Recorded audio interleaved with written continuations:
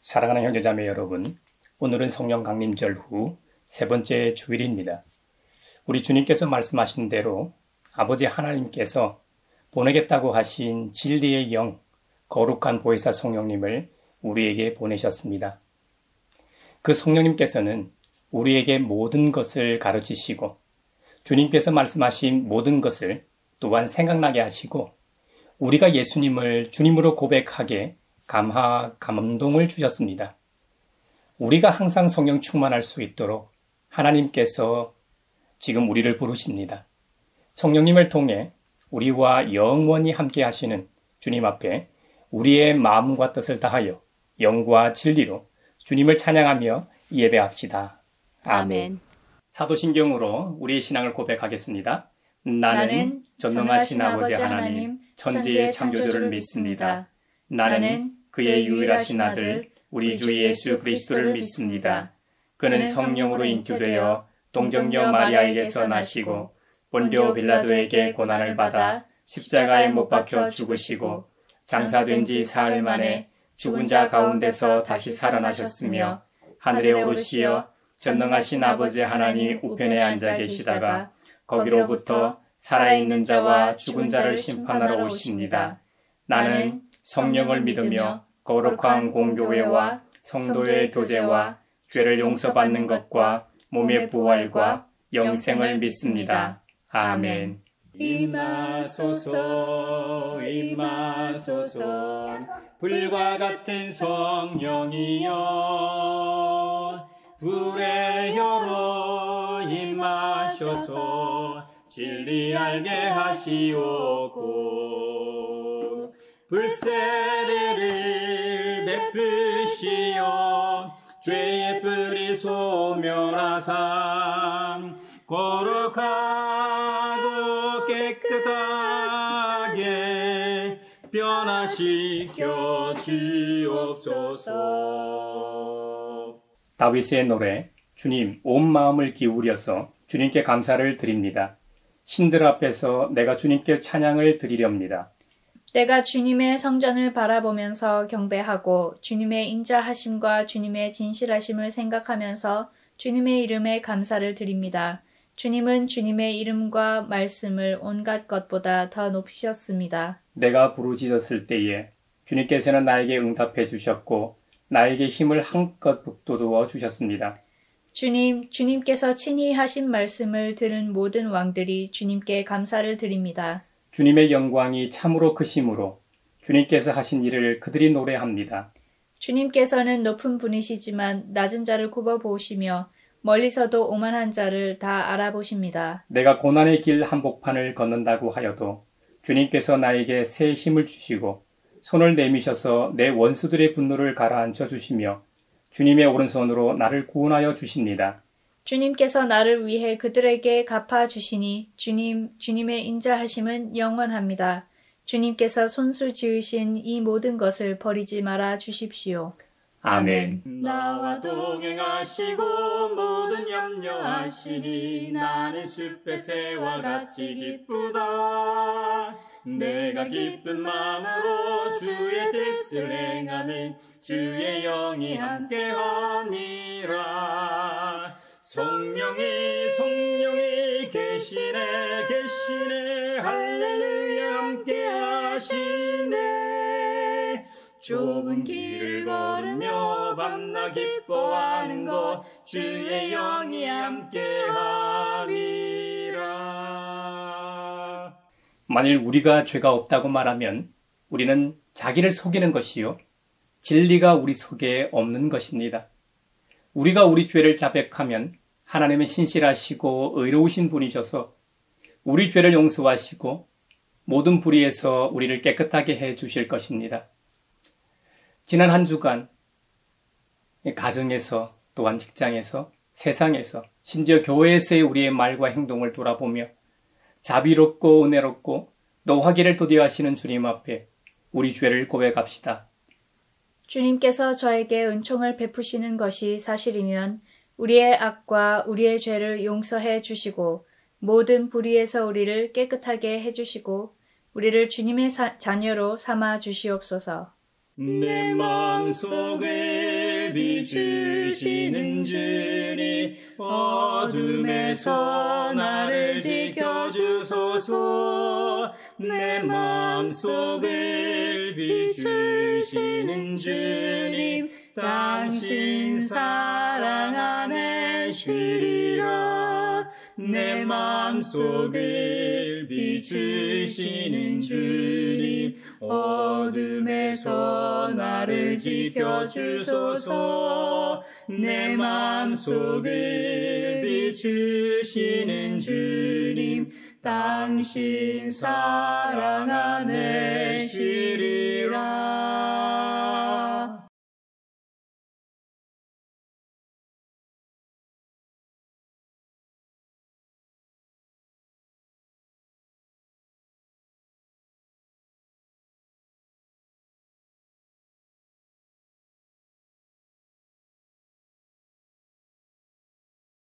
제가 여러분에게 전하는 소식은 하나님은 빛이시요 하나님 안에는 어둠이 전혀 없다는 것입니다.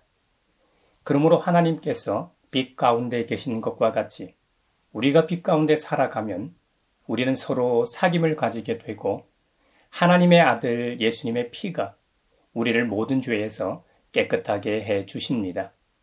이제 주님께서 우리의 죄를 용서하셨음을 주님의 이름으로 선언합니다. 아멘. 찬미하여라 오 나의 영혼아,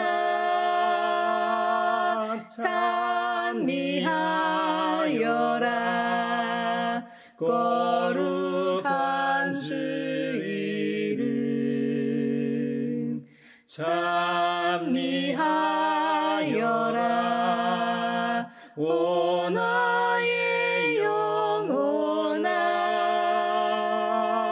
찬미하여라 거룩한 주 이름. 오늘 우리에게 주신 구약의 말씀은 사무엘상 8장 4절에서 11절, 16절에서 20절입니다. 하나님의 말씀을 경청하십시오. 그래서 이스라엘의 모든 장로가 모여서 라마로 사무엘을 찾아갔다. 그들이 사무엘에게 말하였다. 보십시오. 어른께서는 늙으셨고 아드님들은 어른께서 걸어오신 그 길을 따라 살지 않습니다. 그러므로 이제 모든 이방 나라들처럼 우리에게 왕을 세워주셔서 왕이 우리를 다스리게 하여 주십시오. 그러나 사무엘은 왕을 세워 다스리게 해달라는 장로들의 말에 마음이 상하여 주님께 기도를 드렸더니 주님께서 사무엘에게 말씀하셨다. 백성이 너에게 한 말을 다 들어주어라. 그들이 너를 버린 것이 아니라 나를 버려서 자기들의 왕이 되지 못하게 한 것이다. 그들은 내가 이집트에서 데리고 올라온 날부터 오늘까지 하는 일마다 그렇게 하여 나를 버리고 다른 신들을 섬기더니 너에게도 그렇게 하고 있다. 그러니 너는 이제 그들의 말을 들어주되 엄히 경고하여 그들을 다스릴 왕의 권한이 어떠한 것인지를 알려주어라. 사무엘은 왕을 세워달라고 요구하는 백성들에게 주님께서 하신 모든 말씀을 그대로 전하였다. 당신들을 다스릴 왕의 권한은 이러합니다. 그는 당신들의 아들들을 데려다가 그의 병거와 말을 다루는 일을 시키고 병거 앞에서 달리게 할 것입니다. 그는 당신들의 남종들과 여종들과 가장 뛰어난 젊은이들과 나귀들을 끌어다가 왕의 일을 시킬 것입니다. 그는 또 당신들의 양떼 가운데서 열의 하나를 거두어 갈 것이며 마침내 당신들까지 왕의 종이 될 것입니다. 그때에야 당신들이 스스로 택한 왕 때문에 울부짖을 터이지만 그때에 주님께서는 당신들의 기도에 응답하지 않으실 것입니다. 이렇게 일러주어도 백성은 사무엘의 말을 듣지 않고 말하였다. 그렇지 않습니다. 우리에게도 왕이 있어야 되겠습니다. 우리도 모든 이방 나라들처럼 우리의 왕이 우리를 다스리며 그 왕이 우리를 이끌고 나가서 전쟁에서 싸워야 할 것입니다. 성령이여 우리 성경 읽을 때 그 속에서 빛을 보게 하소서. 오늘 우리에게 주신 서신의 말씀은 고린도후서 4장 13절에서 5장 1절입니다. 하나님의 말씀을 경청하십시오. 성경에 기록하기를 나는 믿었다 그러므로 나는 말하였다 하였습니다. 우리는 그와 똑같은 믿음의 영을 가지고 있으므로 우리도 믿으며 그러므로 말합니다. 주 예수를 살리신 분이 예수와 함께 우리도 살리시고 여러분과 함께 세워주시리라는 것을 우리는 알고 있습니다. 이 모든 일은 다 여러분을 위한 것입니다. 그리하여 하나님의 은혜가 점점 더 많은 사람에게 퍼져서 감사하는 마음이 넘치게 하고 하나님께 영광을 돌리게 하려는 것입니다. 그러므로 우리는 낙심하지 않습니다. 우리의 겉사람은 낡아가나 우리의 속사람은 날로 새로워집니다. 지금 우리가 겪는 일시적인 가벼운 고난은 비교할 수 없을 정도로 영원하고 크나큰 영광을 우리에게 이루어 줍니다. 우리는 보이는 것을 바라보는 것이 아니라 보이지 않는 것을 바라봅니다. 보이는 것은 잠깐이지만 보이지 않는 것은 영원하기 때문입니다. 땅에 있는 우리의 장막집이 무너지면 하나님께서 지으신 집, 곧 사람의 손으로 지은 것이 아니라 하늘에 있는 영원한 집이 우리에게 있는 줄 압니다. 성령이여 우리 성경 읽을 때 그 속에서 빛을 보게 하소서. 오늘 우리에게 주시는 복음의 말씀은 마가복음 3장 20절로 35절입니다. 주님의 말씀을 경청하십시오. 예수께서 집에 들어가시니 무리가 다시 모여들어서 예수의 일행은 음식을 먹을 겨를도 없었다. 예수의 가족들이 예수가 미쳤다는 소문을 듣고서 그를 붙잡으러 나섰다. 예루살렘에서 내려온 율법학자들은 예수가 바알세불이 들렸다고 하고 또 그가 귀신의 두목의 힘을 빌어서 귀신을 쫓아낸다고도 하였다. 그래서 예수께서 그들을 불러놓고 비유로 그들에게 말씀하셨다. 사탄이 어떻게 사탄을 쫓아낼 수 있느냐? 한 나라가 갈라져서 서로 싸우면 그 나라는 버틸 수 없다. 또 한 가정이 갈라져서 싸우면 그 가정은 버티지 못할 것이다. 사탄이 스스로에게 반란을 일으켜서 갈라지면 버틸 수 없고 끝장이 난다. 먼저 힘센 사람을 묶어놓지 않고서는 아무도 그 사람의 집에 들어가서 세간을 털어갈 수 없다. 묶어놓은 뒤에야 그 집을 털어갈 것이다. 내가 진정으로 너희에게 말한다. 사람이 짓는 모든 죄와 그들이 하는 어떤 비방도 용서를 받을 것이다. 그러나 성령을 모독하는 사람은 용서를 받지 못하고 영원한 죄에 매인다. 예수께서 이 말씀을 하신 것은 사람들이 그는 악한 귀신이 들렸다 하고 말하였기 때문이다. 그때에 예수의 어머니와 동생들이 찾아와 바깥에 서서 사람을 들여보내어 예수를 불렀다. 무리가 예수의 주위에 둘러앉아 있다가 그에게 말하였다. 보십시오. 선생님의 어머니와 동생들과 노이들이 바깥에서 선생님을 찾고 있습니다. 예수께서 그들에게 대답하셨다. 누가 내 어머니이며 내 형제들이냐? 그리고 주위에 둘러앉은 사람들을 둘러보시고 말씀하셨다. 보아라, 내 어머니와 내 형제 자매들이다. 누구든지 하나님의 뜻을 행하는 사람이 곧 내 형제요 자매요 어머니다. 이것은 주님의 말씀입니다. 하나님 감사합니다. 성령이여 우리 성경 읽을 때 그 속에서 빛을 보게 하소서. 사회를 위하여 기도합니다. 최근 남북관계 긴장이 고조되고 있습니다.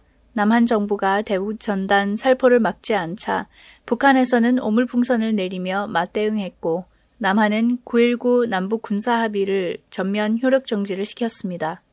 남북 간의 완충구역을 설정했었는데 이를 파기한 것은 남북 간에 언제든지 전방 비행이 되는 것이고 안전핀이 하나 사라진 것입니다. 이런 강경 맞대응은 자칫하면 무력 충돌까지 갈 수 있습니다.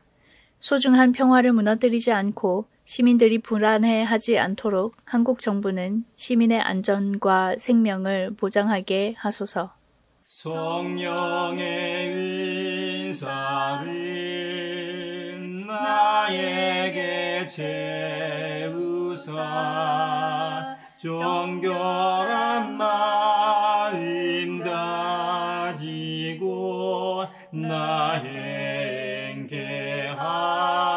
하소서.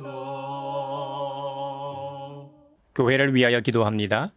우리 예수님께서는 하나님 나라에서 새로운 가족을 정의해 주셨습니다. 하나님의 뜻대로 행하는 자는 누구든 형제여 자매여 부모가 되고 자녀가 되어 가족이 될 수 있다고 하셨습니다.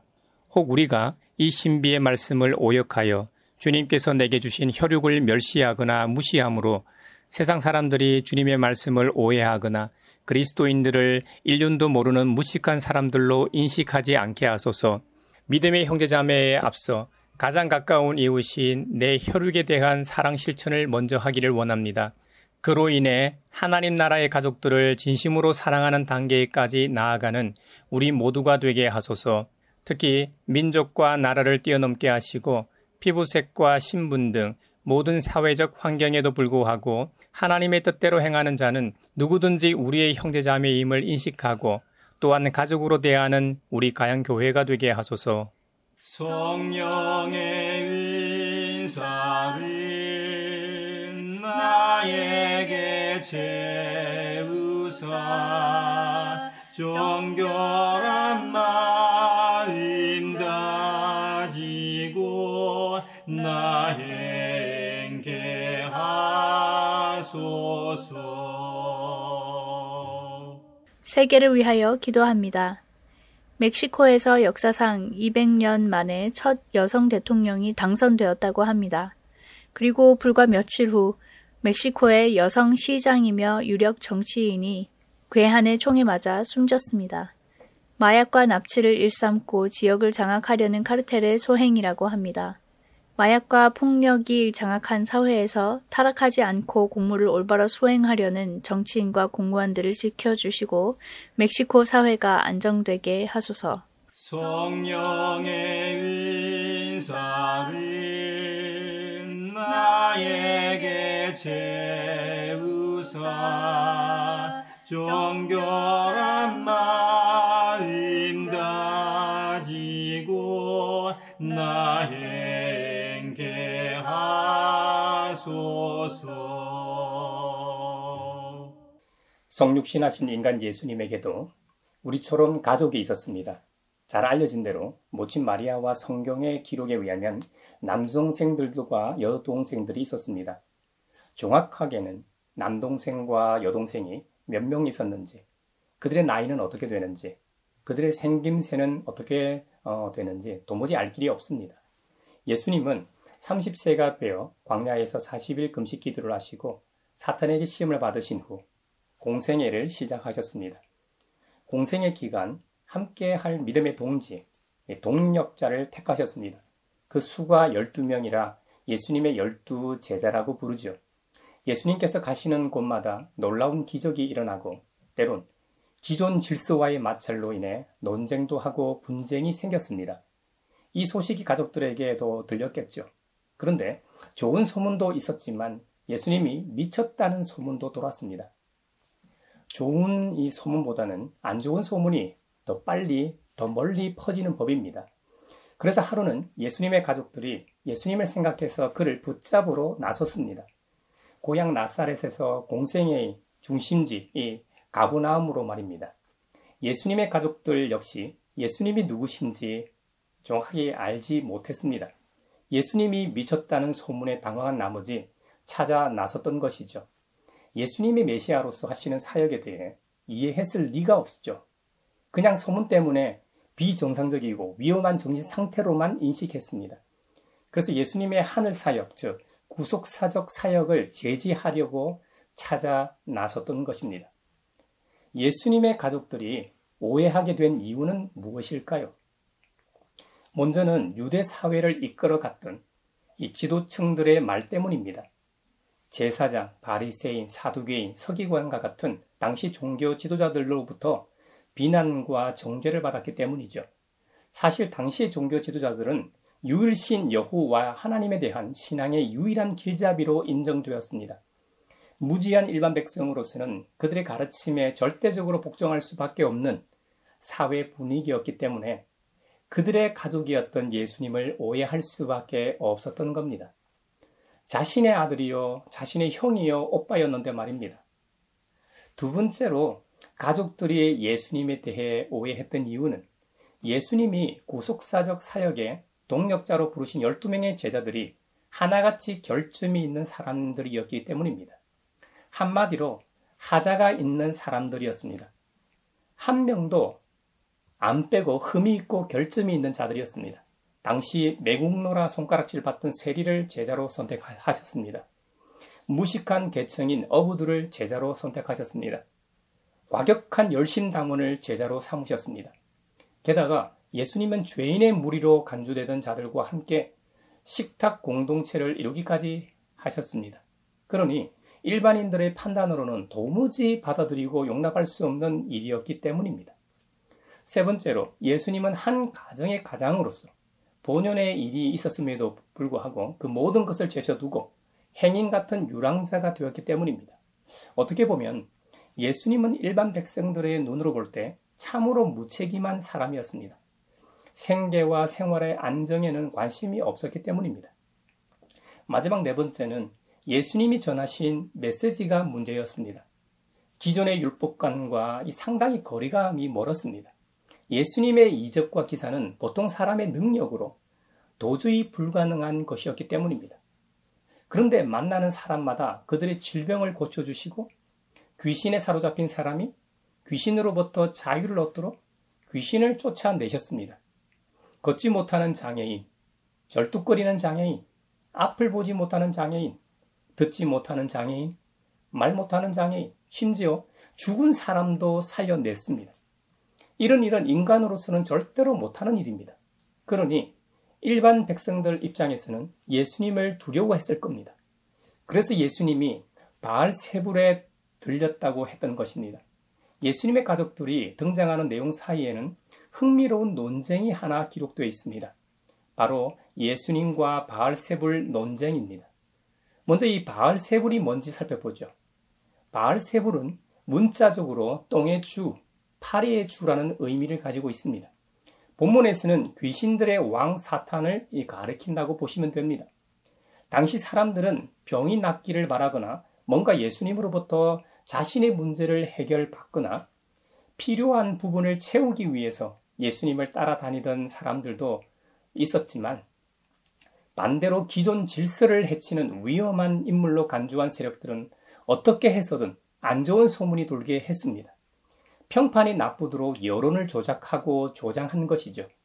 마가복음 3장에 보면 율법학자들이 예수님을 바알세불이 들렸다고 판단했습니다. 그리고 그들은 예수님이 귀신의 두목의 힘을 빌어서 귀신을 쫓아낸다고 소문을 퍼뜨렸습니다.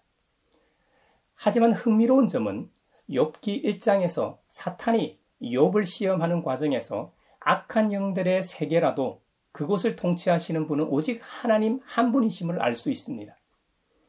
구약을 절대적인 하나님의 말씀으로 믿고 따르는 유대인으로서는 이것이 정통 유대교 사상입니다.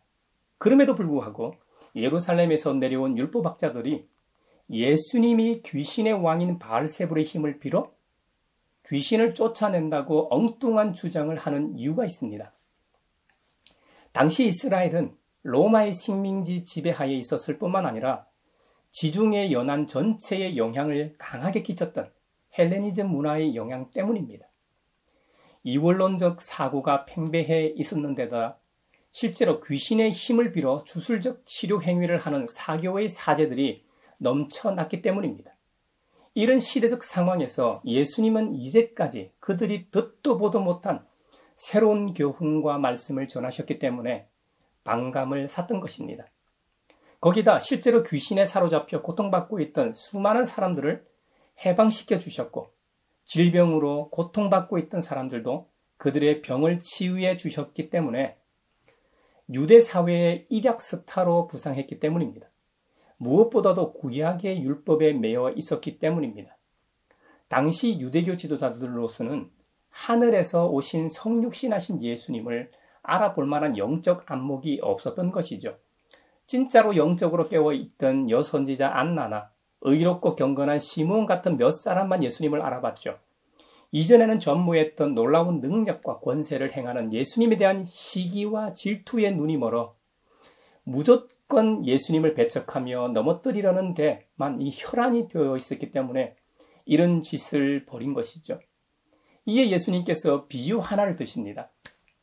아무리 악한 사탄이라고 해도 서로 싸우면 그 나라가 어떻게 버틸 수 있냐는 지적을 하셨습니다. 가정도 마찬가지죠. 가족 구성원들이 맨날 싸운다면 그곳은 천국이 아니라 지옥일 겁니다. 아빠들 퇴근 후에 집에 들어가고 싶겠습니까? 엄마라고 해도 집에 있고 싶겠습니까?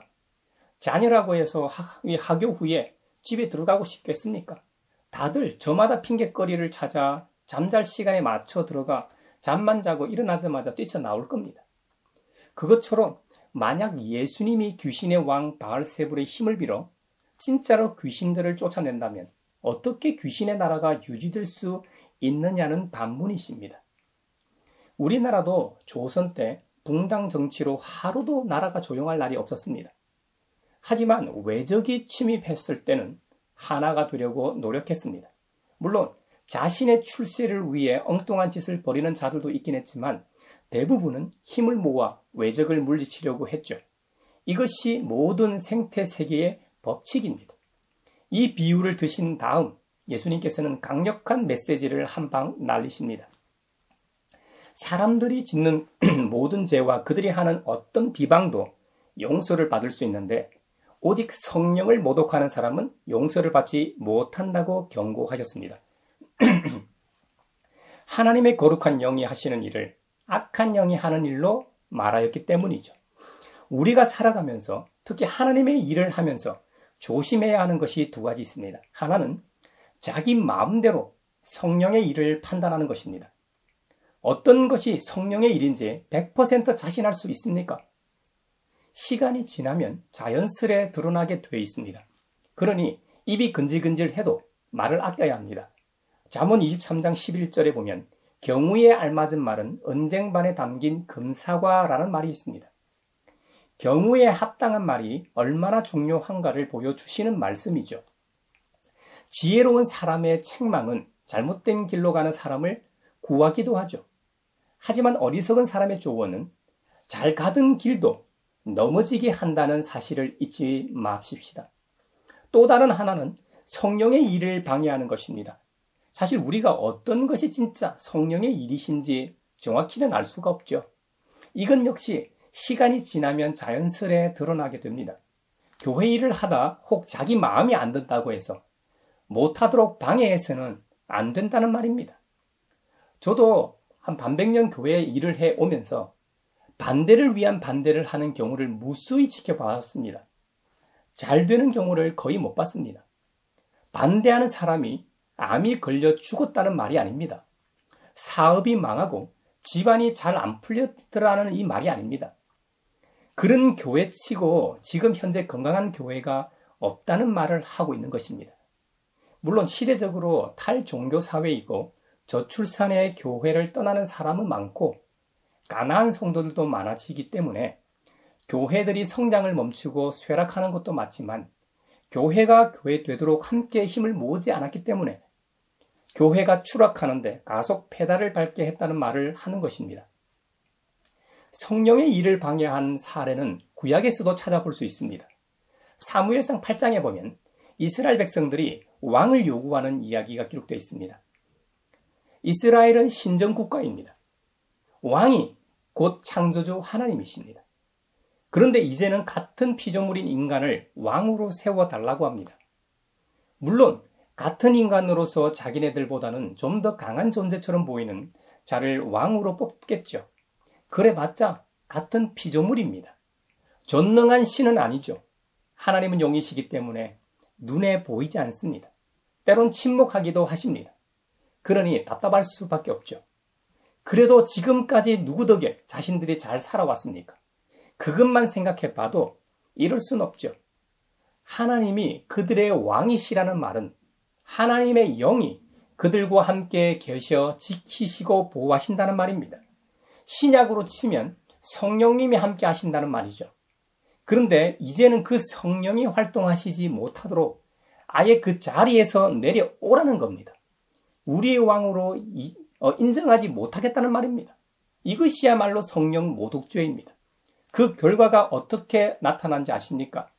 사무엘상 8장에 보면 왕은 백성들의 아들들을 천부장, 50부장으로 임명한다고 했습니다. 요즘으로 치면 고위 공직자를 뽑아 쓴다는 말입니다. 고위 공무원이 됐으니 뭐 좋겠죠. 세상 말로 하면 출세했으니까 말이죠. 그런데 그 자리도 영원하진 않잖아요. 뭔가 일이 생기면 책임을 묻기도 하고 누명을 씌워 죽이기도 하죠. 왕의 밭을 갈기도 하고 곡식을 거두게도 하죠. 나라의 근간인 왕을 지키기 위해 무기도 만들어야 하고 군사를 징병하기도 하죠. 이전보다 세금도 많이 내야 합니다. 흉년이 들어 너무나 어려운데도 어김없이 세금을 징수합니다. 곡소리가 나도 해결책을 내놓지 못합니다. 그때에야 백성들은 스스로 택한 왕 때문에 울부짖을 터이지만 그때에 주님께서는 백성들의 기도에 응답하지 않으신다고 경고하십니다. 이렇게 일러 주었는데도 백성들은 눈에 보이는 사람을 선택합니다. 이것이 우리 인생의 모습입니다. 이것이 우리 인류의 역사입니다. 결국 이런 일은 성령의 일을 거부하고 방해한 결과입니다. 그러므로 저와 여러분은 성령이 하시는 일을 판단하거나 방해해서는 안 되겠습니다. 예수님의 가족들이 예수님을 찾아 나서고 찾아오는 이야기 중간에 예수님과 바알세불 논쟁 이야기가 삽입되어 있고 이제 예수님께서는 진짜 가족인 누구인지를 말씀하십니다. 마가의 다락방 정도는 아니어도 그 마을에서 꽤 큰 집에 예수님이 들어가서 말씀을 전하셨습니다. 예수님과 제자들을 따라 수많은 사람이 따라다녔을 겁니다. 이윽고 소문을 듣고 예수님의 가족들이 그 집에 왔습니다. 이때 예수님의 가족을 잘 아는 누군가가 예수님께 말합니다. 보십시오. 선생님의 어머니와 동생들과 누이들이 바깥에서 선생님을 찾고 있습니다. 이 말에 예수님은 전혀 다른 말씀을 하십니다. 누가 내 어머니이며 내 형제들이냐? 그 말을 분명 가족들이 들었을 겁니다. 혈육 입장에서는 참 섭섭했을 겁니다. 어머니 마리아가 특히 섭섭했을 겁니다. 예수님을 잉태하고 출산하고 키우는 과정에서 어떤 어려움이 있었는지 성경을 통해 우리 다 잘 알고 있잖아요. 정말 매몰찬 말씀 아닙니까? 인정물이라고는 눈 씻고 찾아볼 수 없는 쌀쌀 맞는 말입니다. 그런데 예수님의 말씀을 듣고 있는 무리들을 가리키시면서 이들이 내 어머니와 내 형제 자매들이라고 말씀하셨습니다. 참 이상한 말씀입니다. 누가 새로운 개념의 가족인지 하나님 나라의 가족인지를 말씀하십니다. 누구든지 하나님의 뜻을 행하는 사람이 곧 내 형제요 자매요 어머니다. 마가복음 3장 34절 35절에서 어떤 사람이 하나님 나라에서 그리스도의 참 형제 자매들인지를 알 수 있습니다. 두 가지로 말씀하셨는데요. 하나는 예수님을 따르는 사람들입니다. 예수님을 이 말씀을 듣고 있는 자들을 향해서 이들이 내 어머니와 내 형제 자매들이라고 하셨죠. 그 자리에는 12 사도들과 예수님을 열심히 쫓아다녔던 자들이 있었겠죠. 여기서는 단순히 호기심에 쫓아다녔던 자들은 제외됩니다. 예수님이 전하시는 말씀을 듣고 행하시는 여러 표징들을 보기 위해 그를 열심히 쫓아다녔던 자들을 말합니다. 예수님 공생의 기간 동안 헤아릴 수 없는 수많은 사람들이 쫓아다녔을 겁니다.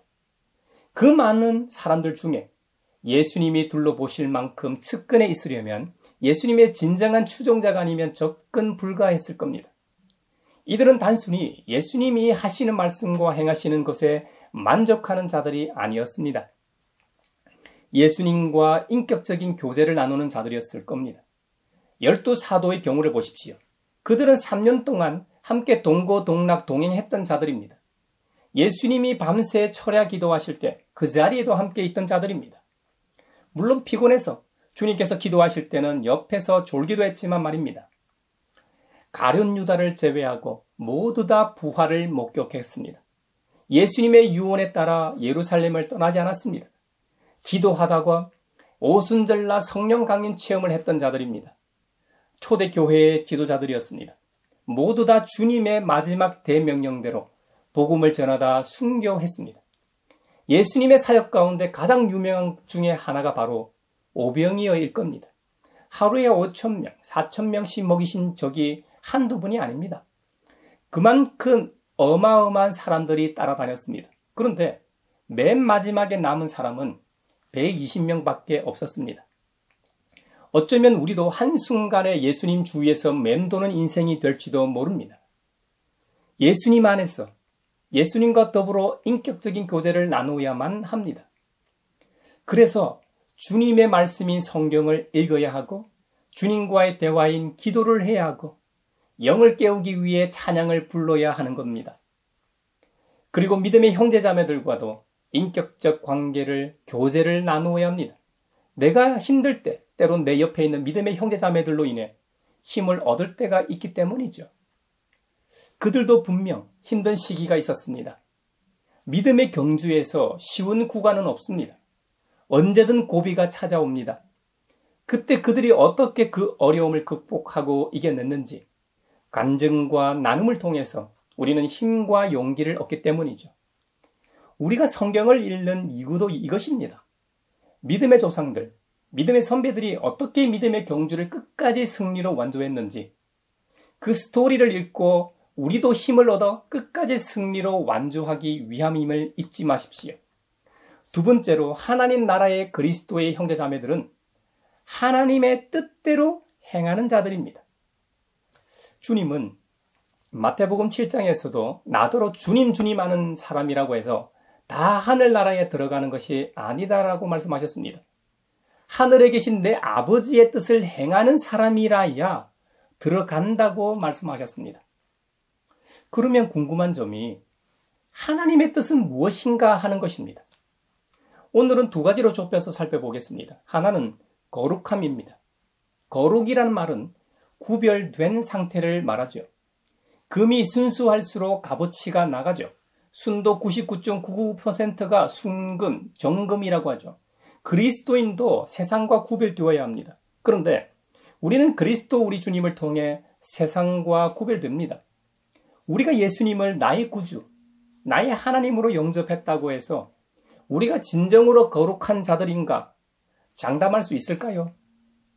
그대가 보는 대로 믿음이 그의 행함과 함께 작용을 한 것입니다. 그러므로 행함으로 믿음이 완전하게 되었습니다. 라고 기록했던 야고보 사도의 말씀처럼 우리의 믿음의 행위를 통해 즉 구별된 삶을 살 때 비로소 그리스도인으로서 인정을 받을 수 있습니다. 그렇지 않던가요? 여러분이나 저나 세상에서 살아갑니다. 그런데 우리가 그리스도인이라는 사실을 알 때 세상 사람들과 똑같다면 누가 우리가 사랑을 몸소 보여주신 예수 그리스도를 닮은 그리스도인이라고 말하겠습니까?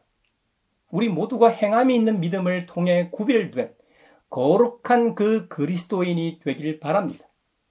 다른 하나님의 뜻은 사도 바울의 기록처럼 항상 기뻐하고 쉬지 말고 기도하며 범사에 감사하는 것입니다.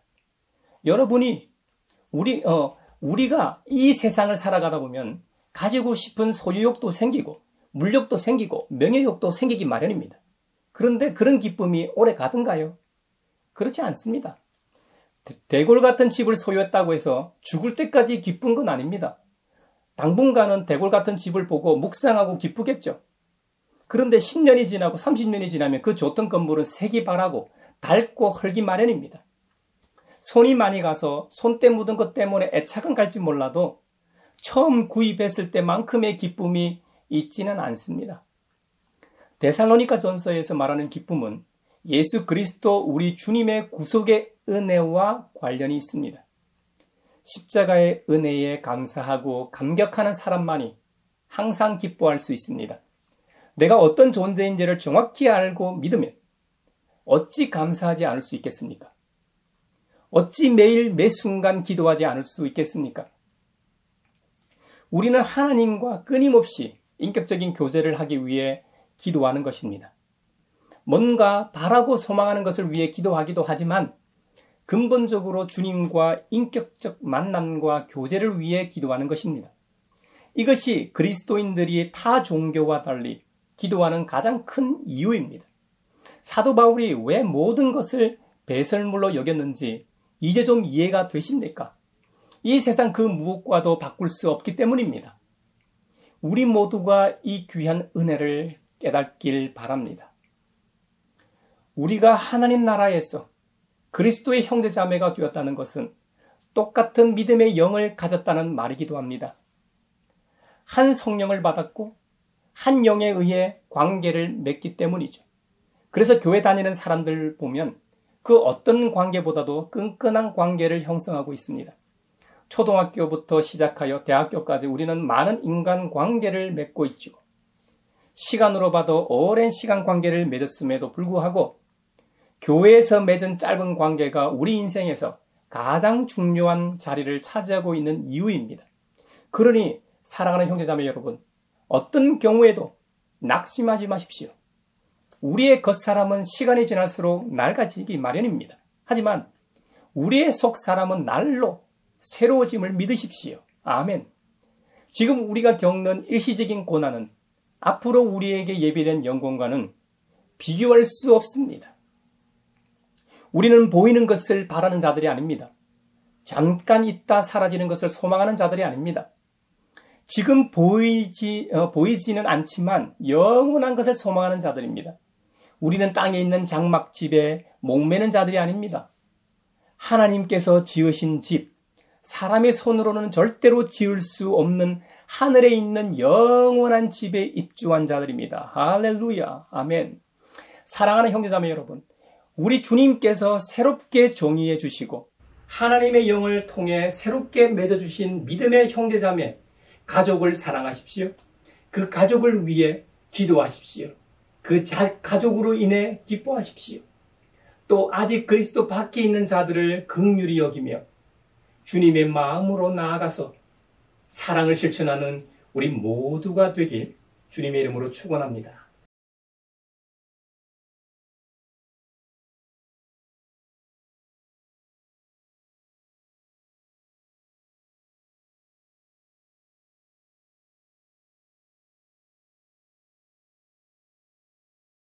내게 있는 모든 것을 주를 위해 드리네. 주의 성령 충만하게 내게 내려주소서. 주께 드리네. 주께 드리네. 사랑하는 구주 앞에 모두 드리네.